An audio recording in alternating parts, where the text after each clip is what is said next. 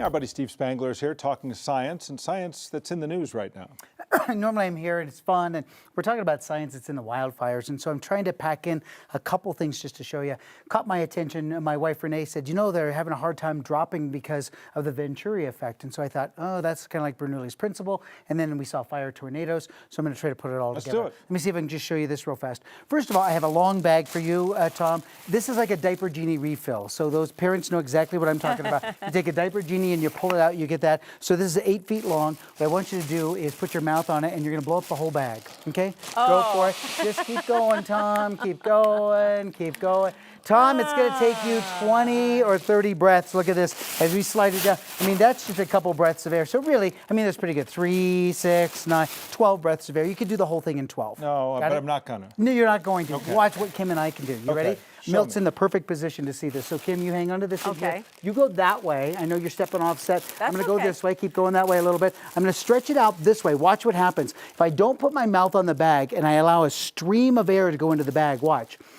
Single breath of air. Look at that. All right, I'm going to do it again. Fast. Look at this. I can blow up 45 liters of air with a single breath of air, and that air is coming from the sides. Okay. That's going to be super important to understand what's happening with these fires. Right. Because that's that fast-moving air. So the next time you're at your favorite sandwich place, Okay. you put your fingers in the bag, you'll never forget this Bernoulli's principle. Fast-moving air creates this area of low pressure. So that's what we're seeing with these fires. We're seeing that winds go through these canyons, in between the hills, those valleys that are there, and that wind starts to pick up, that airspeed starts to pick up. It gets squeezed, the Venturi effect. So you saw with the bag, the only way I could blow up that bag is the air to come from the sides. Well, that air is now pulling everything in that you see, and it's almost impossible for the firefighters to fight that. Gotcha. That makes it so difficult. So the other part that I want to show you is this, is kind of that simulation of the fire tornadoes that they're having to deal with because of those fast-moving winds. So put on your safety glasses. Let me show you what I have here. Here's the setup. I just have a little dish that's in there with some lighter fluid. Okay. And it's sitting on a Lazy Susan in a trash can. So it just doesn't get much easier than this.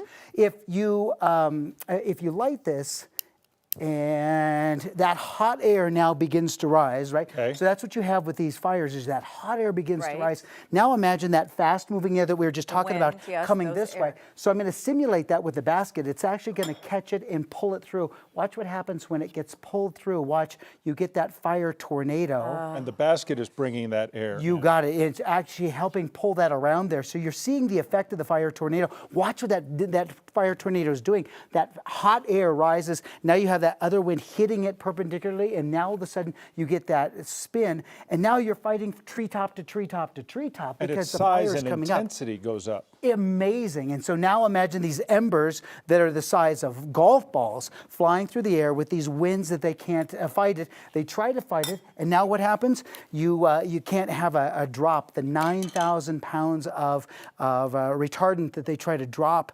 If you haven't seen those on Instagram, Yeah. you've got to see some of those videos. Yeah. You see what that drop looks like. It just takes out, 9,000 pounds. How do you as it stay drops. ahead of it when it's doing this? And you ask our good friends at like South Metro, because I've gotten to know them over the years, go figure. And you ask them, how do you fight things like that? And they just shake their head going, I don't know. But there's a tremendous amount of STEM in the thought process that these firefighters have to go through. So my heart goes out to all the people, all the animals. It's just heart-wrenching to see. And then these Santa Ana winds are going to whip through again. And you get these fire tornadoes. I don't know how you fight it. Yeah, that continues to explain the difficulty. Steve, thanks for bringing that to us. Okay, thank you.